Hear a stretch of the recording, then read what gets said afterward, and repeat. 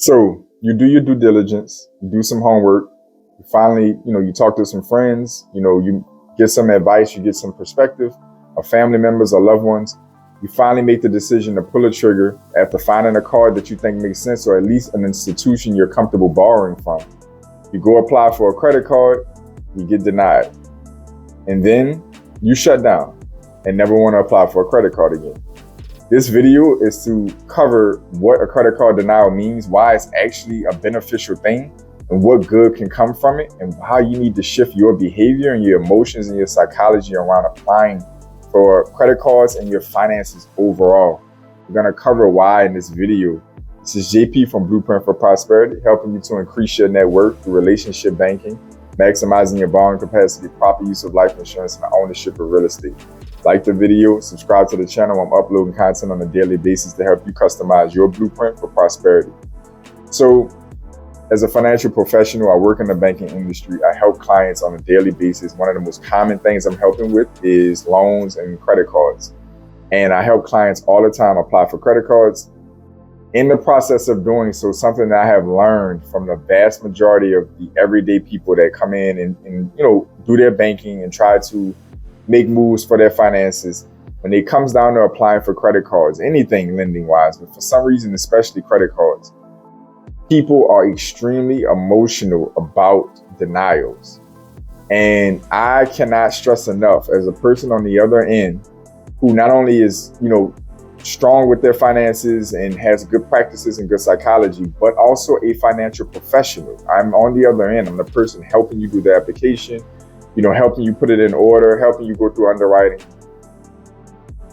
This is not dating, people. It's not dating. It's not like you finally muster up the strength to go talk to that partner, that classmate, that person you've been working with, and you've been showing interest, and you finally muster up the strength to talk to them, and they curve you when you go up to introduce yourself, or curve you when you go to ask them out. This is not that. Please work on your psychology. When you get denied for a credit card, that credit card company has by law to send you exact bullet points on why you were denied, along with your credit report information and credit score. They're going to tell you what the problem is. When you go to approach somebody that you're interested in or attracted to, that you want to date, you go up and approach them, you get rejected, and most likely they're going to reject you and never want to interact with you again. Your credit card company, or the company or lender that you're looking to work with or that you apply with, is not on the same type of time. They are going to lay out a roadmap for you to tell you how to get approved for this card. You have to tuck your emotions, stop being butthurt, and take the information. It's called an adverse action letter. When it comes in, when you get denied for a credit card, they mail you bullet points on exactly what happened, why they could not approve you. In some cases, you can find out, and it's because they usually get that letter within a week, 7 to 10 business days. You usually have about 30 days to call reconciliation or work with a banker in a branch to get this overturned if it's something short term, or if there's something that they're missing. You can fight it. And number two, if it is something deeper than that, maybe you have too many inquiries, maybe you have negative information you didn't know about, whatever the case may be, you're literally being given a roadmap on how to get your foot in the door. When you go to date, when you're asking somebody out, they're not going to sit there and tell you why your approach was wrong or what you did wrong in your approach to turn them off. They're going to curve you and keep moving on with their lives.